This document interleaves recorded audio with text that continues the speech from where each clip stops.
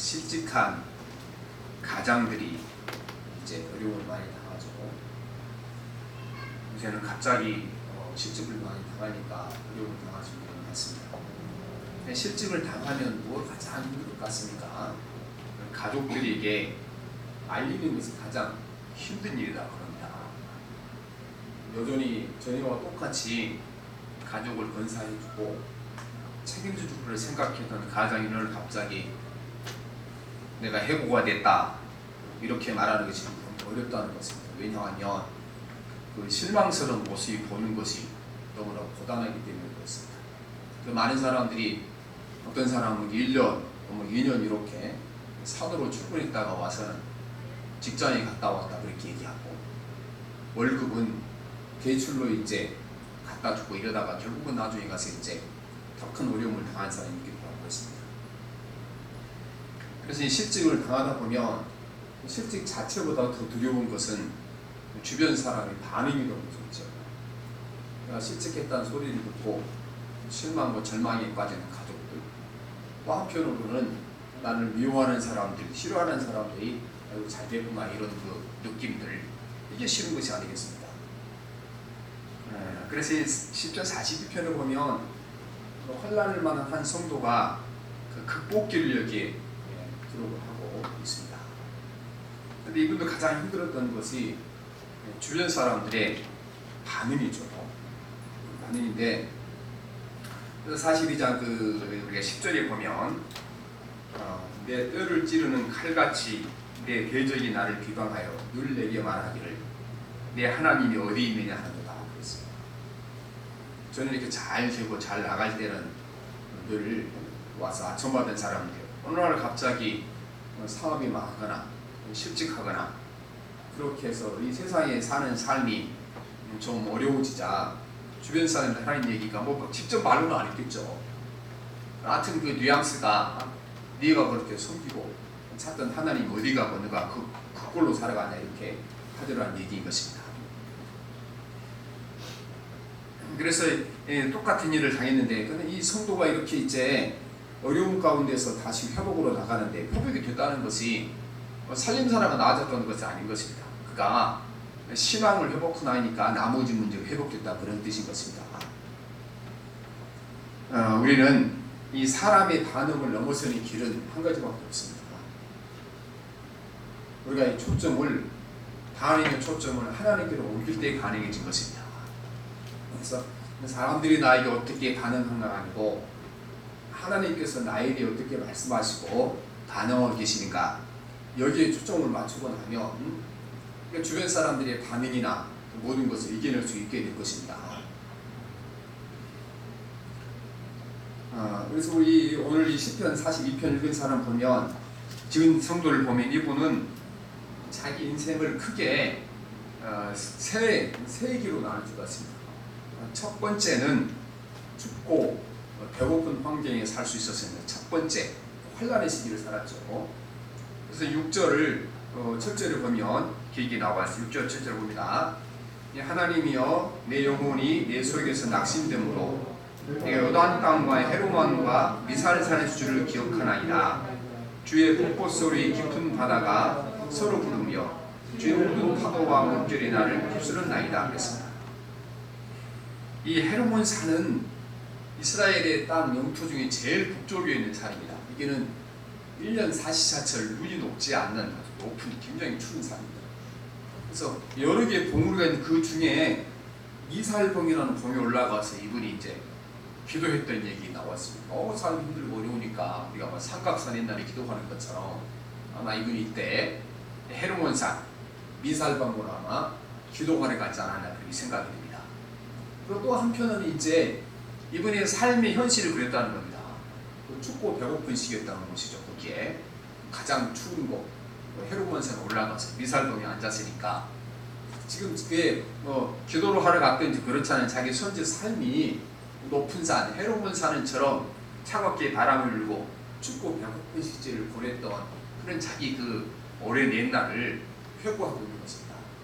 그래서 거기서 기도하다 보니까 한밤에 조용하니까 멀리서 들리는 파도 소리가 고요히 들려왔죠. 또한 그 파도 소리 역시 자기 인생 같은 것이죠. 인생의 파도와 바람이 일어 더 이상 어떻게 해볼 수 없는 어려운 환경인 사람이 처해 있었다는 것입니다. 그런데 이제 두 번째 시기는 이 어려움을 극복해내고 그가 복된 삶을 살아가는 기회 그에게 찾아오게 됩니다. 그래서 하여튼 해로운 사는 같이 기도해서 그러는지 어찌됐든 하여튼 이분이 어려움을 극복하고 아주 풍요롭고 복된 삶을 사는 시기에 그게 찾아오게 됩니다. 42절 이 4절 말씀인데 봅시다. 내가 전에 선의를 지키는 무리와 동행하여 기쁨과 감사의 소리를 내며 그들을 하나님 집으로 인도하였더니 이제 이를 기억하고 내 마음이 상하는도다 했습니다.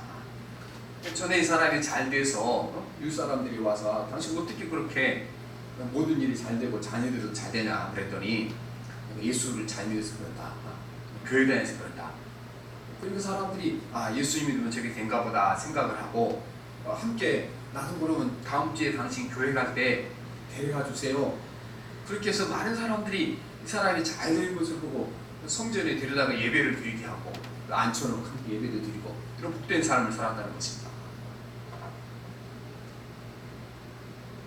그러나 이 삶이 오래가지 못하고 문제가 생기는 것입니다. 세 번째, 그러니까 첫 번째 어려운 환경 가운데 있다가 이분이 극복하고 복된 환경 가운데 살았는데 다시 그 복된 환경에 사라지고 첫 번째 어려움을 겪었던 그 시기로 이 사람이 다시 되돌아가는 것입니다. 그래서 오늘 보면 이제 42장 3절에 보면 3절에 사람들이 종일 내게 하는 말이 네 하나님이 어디 있느냐 하오니 내 눈물이 죄악은 내 음식이 되었도다 말씀합니다. 아까 읽었던 10절 말씀 똑같이 내 뼈를 찌르는 칼같이 내 대적이 나를 비방하여 늘 내게 말하기를 네 하나님이 어디 있느냐 하도다 그랬습니다. 이제 첫 번째 어렵다고 회복을 해서도 살만하게 되는데 다시 한번 이 모든 삶이 무너지게 되니까 주변 사람들로부터 네가 섬기는 하나님이 어디 갔냐, 또 예수 잘 믿고 교회 잘 다니면 모든 걸 하나님이 책임준다 그러는데 하나님이 책임져 주시는 삶이 너 지금 살아가는 그 모양이냐, 이렇게 사람들이 자기를 이제 막 공격하기도 하고 또 뒤에서 흉보기도 하고 이렇게 하다라는 겁니다. 그래서 이 시인이 이제 하나님 앞에 나가서 부르짖어 기도하게 되는 것입니다. 하나님이여, 사슴이 신의 물을 찾기에 갈급한 같이 내 영혼이 주를 찾기에 갈급하나이다. 내 영혼이 하나님 곧 살아계신 하나님을 갈망하나니 내가 어느 때에 나가서 하나님 얼굴을 배울까. 하나님 앞으로 환난을 통해 다시 한번 나가게 됩니다. 이 시인이 기도하다가 중요한 것 한 가지를 발견하는 것입니다. 자기 삶이 있어서 발견하는데 뭘 발견하냐 그러면은 지금 이분이 어려움을 두 번째 당하는 거잖아요. 첫 번째 어려움을 당했다가 나중에 회복돼서 두 번째 당하는 건데, 첫 번째 자기가 어려움을 당했을 때 그때 하고 두 번째 지금 어려움을 당한 이때 하고 자기 마음의 상태가 다르다는 겁니다.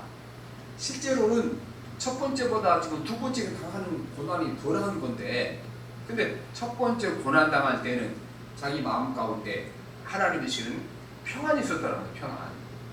근데 지금 두 번째 고난 당할 때는 그게 없어졌다는 겁니다. 평안이 자기에게 없고 불안한 마음과 두려운 마음이 자기 마음 가운데 잔뜩 이렇게 찾아오게 된 것입니다. 그래서 왜 내 마음에 첫 번째는 그렇게 환경이 어렵고 똑같은 상황이 더 어려웠는데 그때는 내 마음이 평안이 있었는데 잘 되었다가 두 번째 다시 고난이 와서 지금은 내 마음이 평안이 없을까, 이거를 생각한 것입니다. 이분이 느낀 것이, 그러면 이 평안이라는 것이 돈이나 사회적 주의나 이 안락한 삶이나 이 세상에서 안정된 삶을 보장해주는 이것들이 저는 평안이 아니었다는 사실을 이 사람이 깨닫게 되는 것입니다. 왜냐하면 첫 번째 똑같이 없어도 그때는 평안이 왔었는데 지금 두 번째는 평안이 없는 거지 사람이.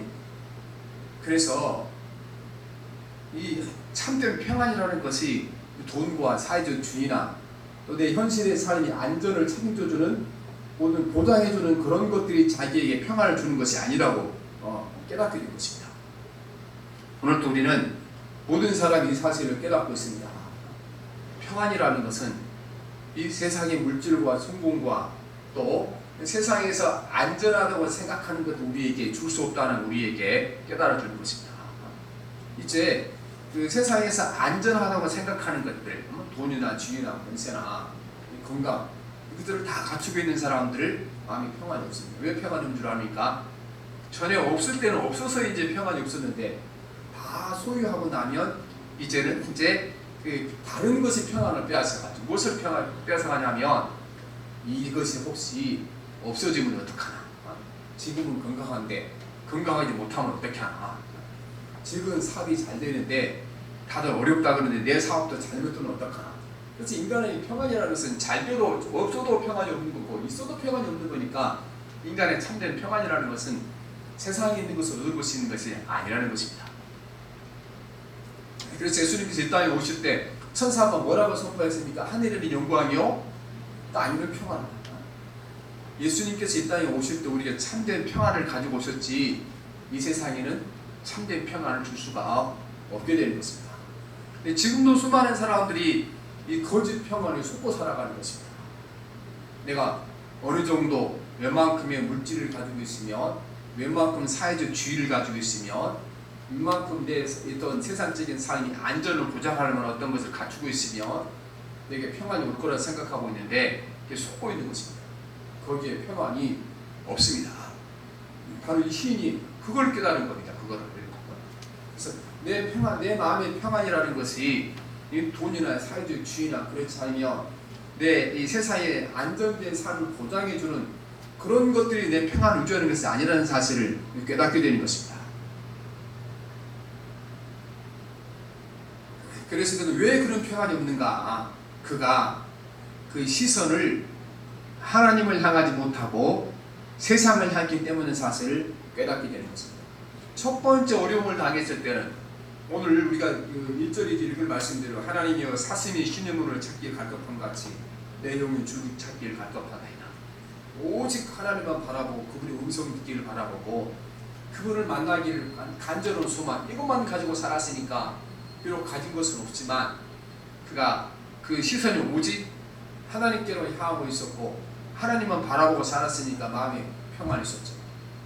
근데 두 번째 어려움이 왔을 때 이게 달라지는 겁니다. 어떻게 달라졌습니까? 이제는 그가 전에 가지고 있다가 잃어버린 것에 대해 초점을 맞추기 시작하게 된 것입니다. 저는 이제 하나님이 복을 주고 큰 집을 주고 잘 살았는데 지금은 그 집을 잊어버리고 오두막 같은 집에 사는데 자꾸 오두막 같은 집에 들어갈 때마다 하나님을 바라보는 것이 아니고 아유 이전에 집 때는 거실도 널찍하고 주방도 널찍하고 수돗물도 팡팡 나오고 그랬는데 이거 뭐 밖에서 두고 밖에 가서 물도 와야 되고 그러니까 그 고난의 삶이 하나님을 바라보는 것이 아니고 이전까지 자기 삶을 지켜줬던 집을 자꾸 바라보게 되는 것이고 또 어디 뭐 누구 결혼식 있다 그래 가야 하게 되면 고민이 되죠. 요새 그런 고민하는 사람 많지 않습니까? 퇴직하거나 돈을 빨았는데 막 여기저기서 뭐 와달라고 그러니까 가야 할 때는 안 가야 할 때는 고민해야 되는 거죠. 이렇게 하다 보니 아유 전에 돈이 많았을 때는 그냥 막 터져도 안 모자랐는데 이게 내가 무슨 꼴이냐. 전에 자기가 돈이 많을 때는 자꾸 바라보니까 똑같이 어려움을 당하는데 전에는 자꾸 누구만 바라보았습니까?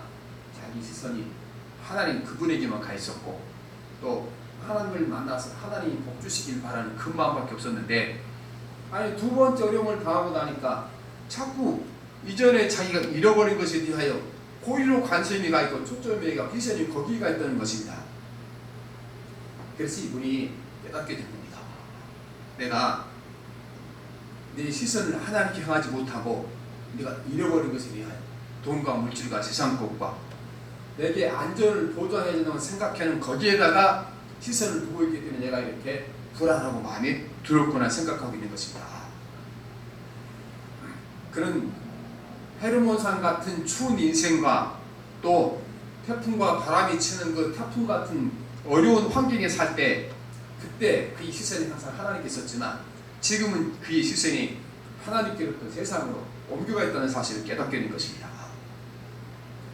많은 사람들은 하나님의 복을 주어서 모든 것이 편안해지고 안전해지게 되면 자기도 모르게 시선이 하나님께로부터 하나님이 주신 세상 것으로 향하게 되어 있는 것입니다.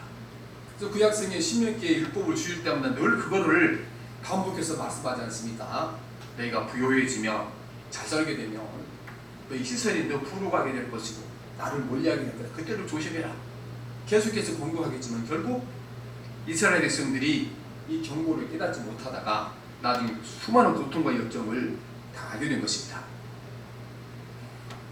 우리 인간은 이렇게 세상에서 많은 걸 가지게 되고 하나님의 복을 주어서 삶이 편안해지게 되면 하나님을 바라보던 시선이 하나님이 주시는 것으로 옮겨가게 되어 있는 것입니다. 하나님께서 아브라함이 간절한 기도를 들어주었습니다. 100세에 이삭을 줬는데 이삭이 태어나기 전에는 늘 아브라함이 하나님만 바라봤습니다. 하나님 아들 이삭을 아들을 주십시오 기도하고 하나님만 바라봤습니다. 막상 이 금쪽같은 아들 이삭이 태어나고 나니까 이제는 하나님 앞에서 기도하고 하나님을 바라보는 시간보다 이삭을 바라보는 시간이 늘 많아지는 거잖아요. 이삭이 항상 시선이 옮겨가게 된 것입니다. 하나님께서 이 아브라함의 신앙이 위험 신호를 감지하시고 그를 경고하시기 위하여 찾아가서 말씀합니다. 내 아들 이삭을 제물로 드리라. 이때 이 말을 듣는 순간 아브라함은 그래도 영적으로 깨어있는 사람이기 때문에 하나님이 뭘 말씀하실지 이해가 됐죠.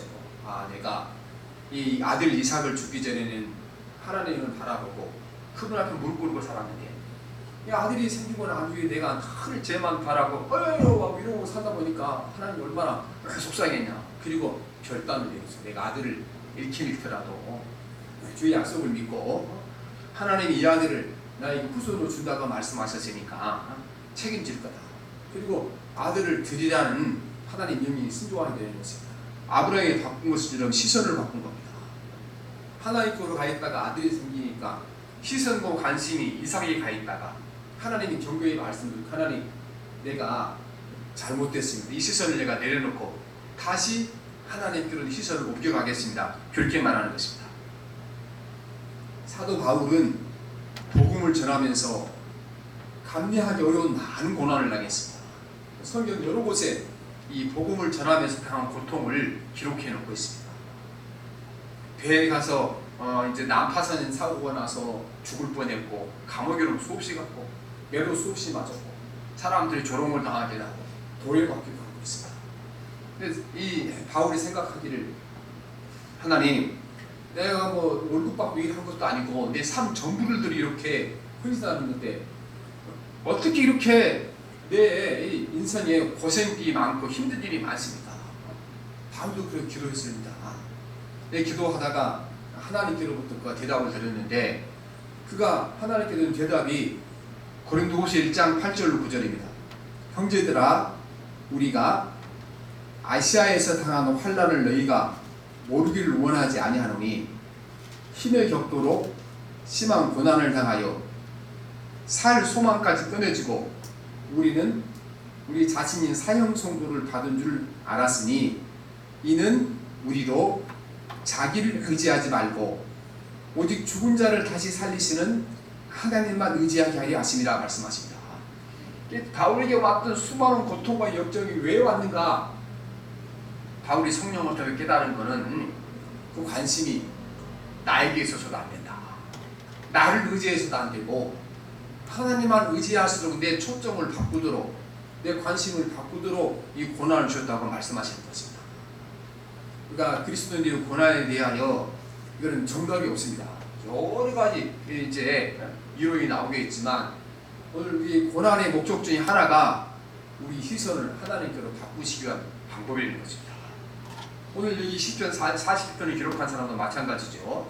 처음에 하나님만 바라보다가 다시 회복되어서 살만하니까 하나님만 바라봤던 관심이 다시 바뀌어 세상을 향하니까 하나님 두 번째 고난을 주셔서 그에게 경고하시고 책망하시고 다시 시선을 하나님께 바라보도록 하나님을 향하도록 그를 이끌어 주신 것입니다. 그래 오늘 이 고난과 역경을 당하고 기도한 다음에 이제 자기 자신에게 말하면서 또 책망이 되며 경고가 되면서 또 이제 자기 결단을 얘기하는 말씀이 있습니다. 그래서 우리 이 시편의 이제 결론은 두 군데 있습니다. 42장 5절과 42장 11절이 있는데 42장 5절 말씀 한번 봅니다. 시작. 내 영혼아 내가 어찌하여 낙심하며 어찌하여 내 속에서 불안해하는가. 너는 하나님께 소망을 두라. 그가 나타나 도우심으로 말미암아 내가 여전히 찬송하리로다. 또 이제 우리 11절도 똑같은 말씀 반복하죠. 내 영혼아 내가 어찌하여 낙심하며 어찌하여 내 속에서 불안해하는가. 너는 하나님께 소망을 두라. 나는 그가 나타나 도우심으로 말미암아 네 하나님이 여전히 찬송하리로다.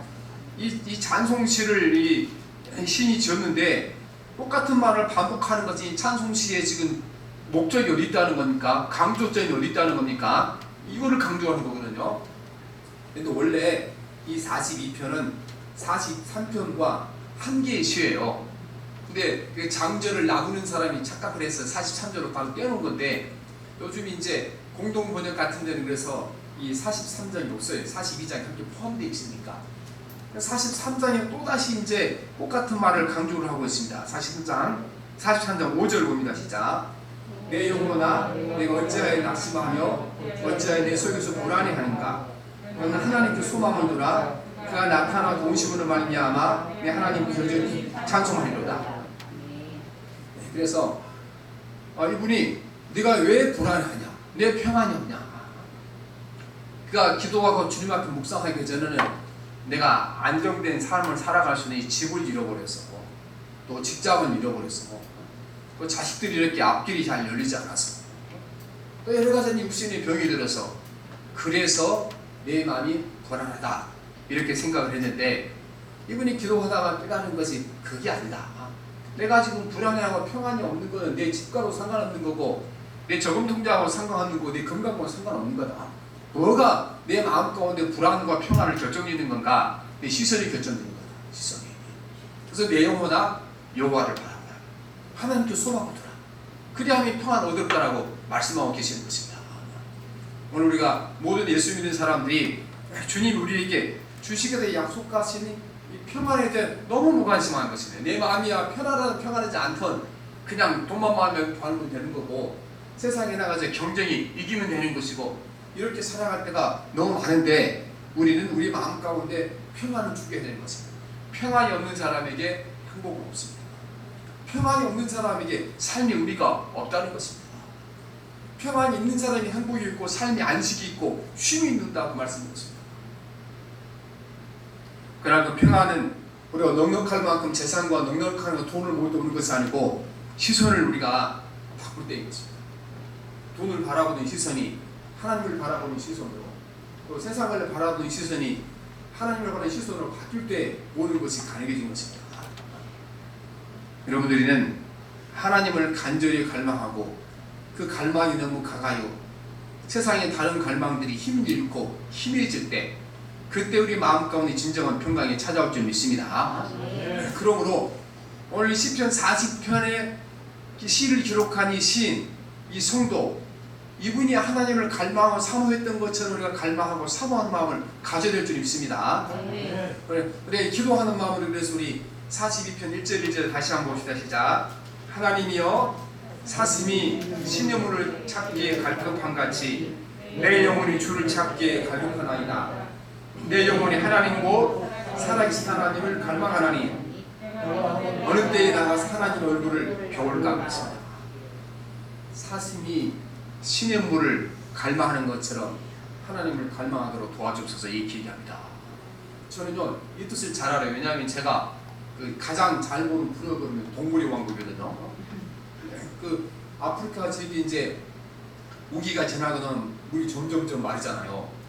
그런 물이 있는 작은 강가에 모든 동물들이 다 모여드는데 거기 벌써 막 호랑이나 사자, 하이에나, 맹수들이 걔들도 물을 먹어야 되니까 거기 와서 기름치고 있는 거예요. 그런데 이 사슴들이 와서 그 유양 같은 것들이 와서 직감을 알죠. 동물들은 직감으로 사는 거니까 거기 사자나 호랑이 와 있다는. 그러니까 그렇게 목이 마르지만 처음에는요 거기 가지 않습니다. 국가에 쳐다만 보고 있습니다. 그런데 막 자기라는 태양빛이 비치고 견디다 너무 못 견디게 되면 그때는 죽을 걸 각오하고 웅덩이로 가고 도로 잡혀 죽기도 하고 그렇습니다. 이 사슴이 신의 물을 갈망하는 얘기가 그런 얘기예요. 신의 물을 얼마만큼 갈망한가? 자기 목숨을 버릴 만큼 시냇물을 갈망하는 것이 사슴이 시냇물을 갈망하는 겁니다. 그러니까 이렇게 하나님께다 간절한 갈망이 있게 되면 그분이 우리를 만나 주실 것이고, 그분이 만나를 경험하게 되면 우리 가운데 주님이 약속하신 참된 평강과 평안이 임하게 될 줄 믿습니다. 그래서 우리가 세상이 감당하지 못할 사람이 된다는 겁니다. 세상이 감당하지 못할 사람. 나는 돈도 있고 집도 있고 자녀도 잔여고 늘 불안한 마음이 평강했는데, 너는 내가 가진 것이 아무것도 없는데 왜 그렇게 마음이 평강한 기쁨이냐? 이렇게 세상이 감당하지 못할 사람이 있게 될 것입니까? 여러분, 우리가 왜 하나님께 소망을 두면 평안이 찾아오게 됩니까? 하나님과 관련져서 모든 것을 해석할 수 있는 능력이 생기기 때문에 그렇습니다.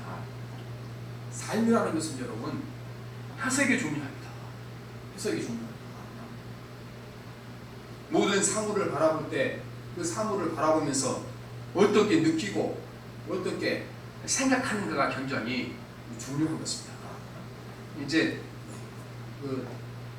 제가 요즘 이제 코로나 때문에 글을 많이 쓰는데, 요즘 이제 그 신앙과 교회라는 그 인터넷 신문을 통해서 많이 퍼져나가시는 글들이 보면 이제 많은 분들이 어떻게 그런 생각이 나오느냐, 그것만 생각하는 게 나오는 것들을 사물을 볼 때마다 저기에 하나님께서 뭐라고 말씀하시고 우리 의미가 뭘까를 우리 생각하고 살아가니까 거기 해석이 나오고 의미가 나오는 것이 아니겠습니까?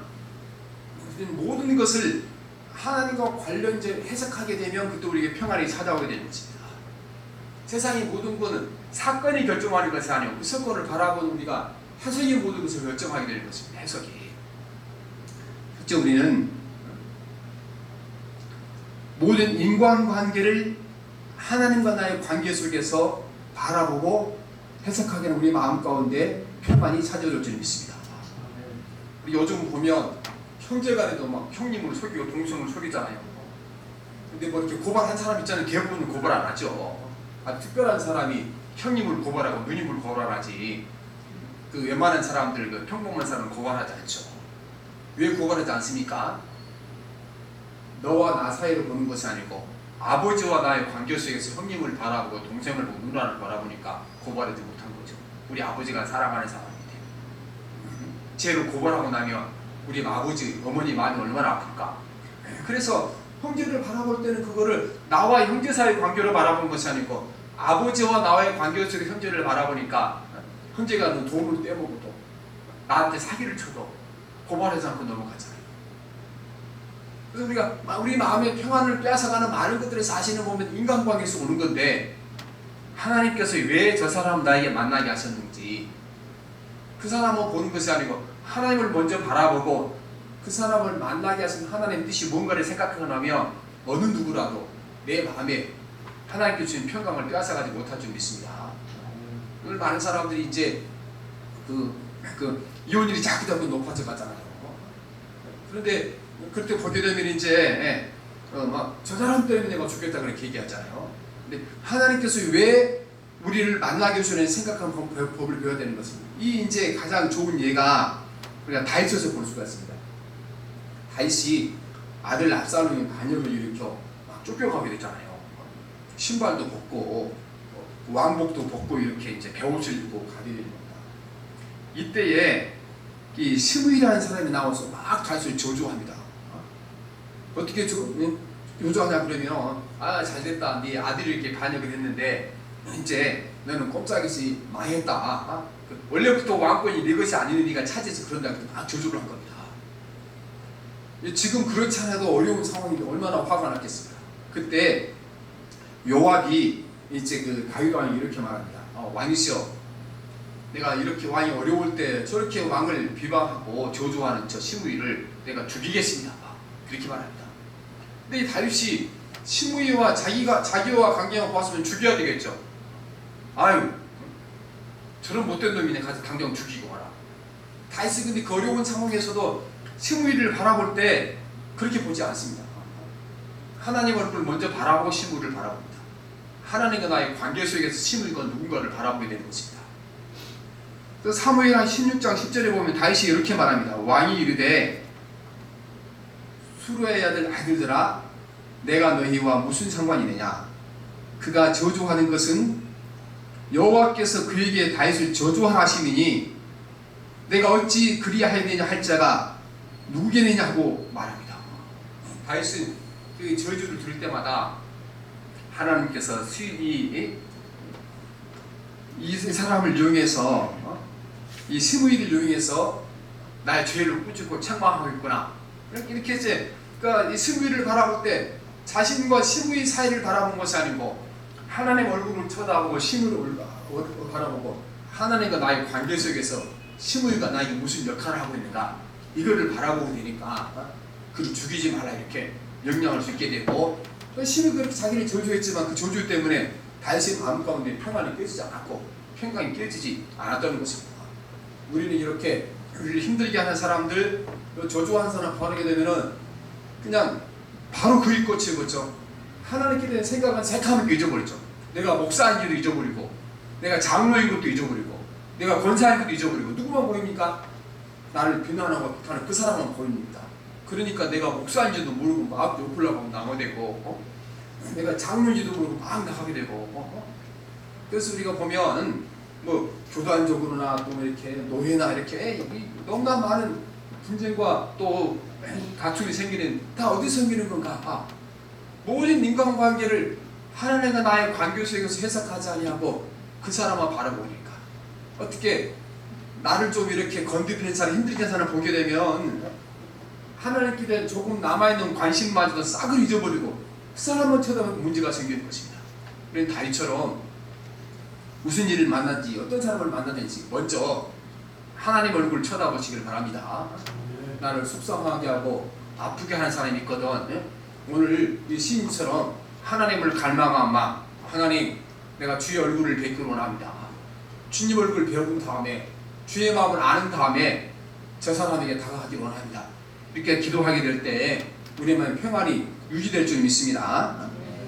그 다음에는 이제 우리가 하여튼 첫 번째 우리 평안을 빼앗아가는 사람이잖아요. 인간관계에서. 두 번째는 환경인 것입니다.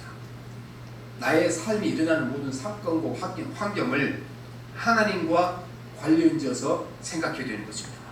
예수님 분명히 땅에서 일어난 모든 일 가운데 하나님과 관계없는 일은 아무것도 없다 그렇게 말씀하셨습니다. 그래서 두 아싸름에 참새 한 마리가 팔리는 것도 네 머리카락 하나 빠지는 것도 하나님 그분이 허락하지 아니하면 이제 일어날 수 없는 일이다 말씀하셨습니다.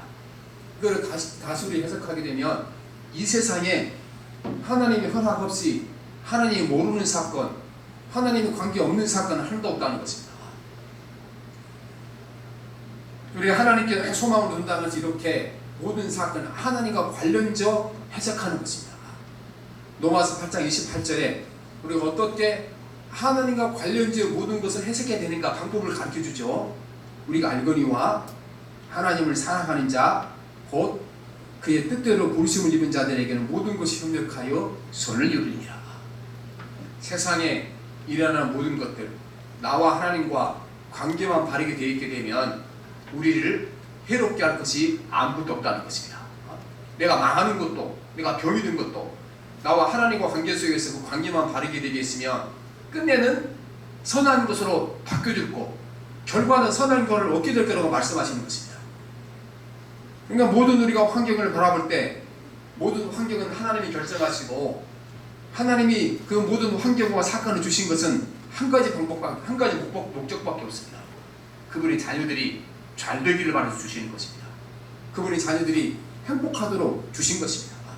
모든 사건을 바라볼 때마다 내가 예수 안에 하나님의 자녀이면 이것이 현재 내 삶에 어떤 영향을 미치는 것이 때가 되면 시간이 되면 그분이 계획하는 때가 되면은 나에게 행복을 가져다 줄 것이고 복을 가져다 줄 것이고 평강을 가져다 줄 거다. 이렇게 해석하고 살아갈 때 우리 소망이 하나님이 될 줄 믿습니다. 참된 평안은 어디서 오는 건가? 세상에 물질을 주는 거나 또 우리가 내 안전을 보장해 준다고 생각하는 그런 것들이 주는 것이 아닌 것은 평안이 없습니다. 또 안전을 완전하게 보장해 주는 것 세상에 존재하지 않습니다. 그러니까 이전에 그 비행기 파일럿처럼 잘 나가는 직업이 있었어요. 우리나라에서 막 중국으로 이렇게 200씩 부제 돈 주고 하는데 이 세상에 비행기 파일럿 직장이 없어서 이제 그 일용직 노동자로 갈 줄은 누가 알았겠어요? 코로나 전에. 다른 직업은 몰라도 비행기 팔면서 그런 일은 없거든요. 비행기 수수난 자꾸 늘어나고. 그런데 그 안전대 직장이 지금 그렇게 바뀌고 변한 거잖아요. 세상은 안전이 없습니다. 우리는 어떤 환경, 어떤 사건을 당하는지 내 시선을 하나님께 두고 내 소망을 하나님께 두고 모든 걸 하나님과 나의 관계 속에서 해석하고 하나님과 나의 관계 속에서 바라보고 그때에는 여러분 우리가 어떤 환경도 어떤 고난도 어떤 질병도 내 마음에 주신 하나님 주신 평안을 빼앗아가지 못할 줄 믿습니다. 평안이 있으면 환경이 어찌든 상관없이 내가 건강하는지 병이 상관없이 우리 행복할 줄 믿습니다. 또 주께서 주신 즐거움과 평강 우리에게 있을 줄 믿습니다. 항상 그래서 오늘 이후로 우리가 우리 시선을 세상에서 하나님께로 사람에서 하나님께로 바꾸기만 하면 오늘이 어렵고 힘든 삶이 우리의 행복을 우리의 평안을 빼앗아가지 못할 줄 믿습니다. 기도합니다. 살아계신 하나님 아버지, 오늘 이 세상은 우리를 속이고 있습니다. 우리가 평안이 없고 행복하지 못한 것은 원하는 것만큼 가지지 못하고 가지고 싶은 것을 갖지 못하고 우리가 안전을 보장해 준다는 것들을 소유짓지 못했기 때문에 생각하고 살아갑니다. 분명히 주님의 말씀이 또 세상 모든 사람들의 경험이 분명히 말씀합니다. 세상에는 참된 평안이 없고 하늘에는 영광이요 땅에는 평화라.